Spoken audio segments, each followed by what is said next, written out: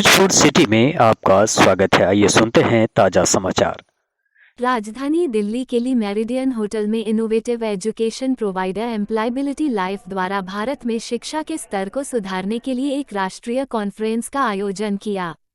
Industry 4.0 India conference के उद्घाटन मौके पर बतौर मुख्य अतिथि उपस्थित हुए अखिल भारतीय तकनीकी शिक्षा परिषद के अध्यक्ष प्रोफेसर सीताराम ने कहा कि प्राइमरी, मिडिल और हायर एजुकेशन को भारत की स्किल जरूरत को पूरा करने के लिए एक पटरी पर लाना जरूरी है।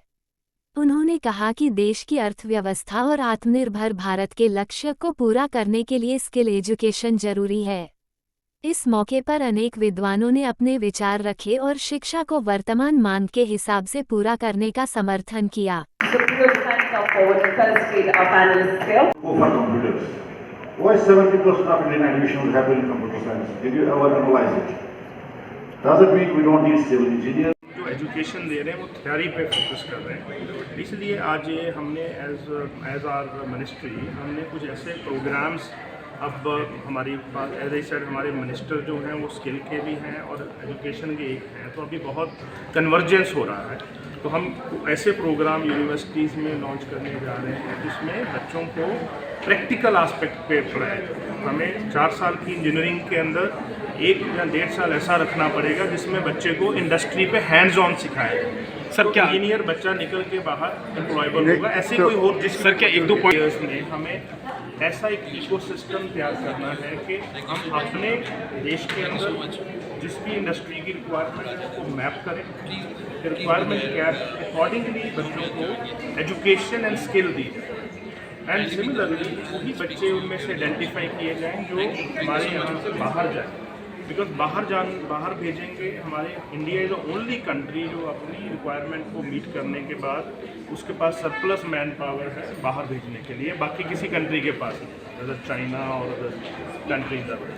सो the point here we wanted to make was that हम बच्चों को जो तैयार करें वो राइट एक मैपिंग होना जरूरी है। हमें पहले मैप करना पड़ेगा कि आने वाले 2 सालों में 3 सालों में कौन सी नौकरियाँ हैं इन इंडिया, भारत में क्या है। अकॉर्डिंगली हमारी यूनिवर्सिटीज़ कॉलेजेस को वो प्रोग्राम चलाने चाहिए सो डैट जैसे बच्चा बाहर निकले उसको नौकरी मिल जाए। दूसरा पॉइंट ये है कि उसी टाइम हम ये भी आइडेंटिफाई करें कौन से बच्चे हमारे बाहर जा सकते हैं जिनको अकॉर्डिंगली तैयार किया जाए लैंग्वेज के ऊपर, उनकी इंग्लिश लैंग्वेज स्ट्रॉन्ग होनी चाहिए और जिस भी कंट्री में वो जा रहा है वहाँ की लैंग्वेज और उसके डोमेन के हिसाब से तैयार किया जाए।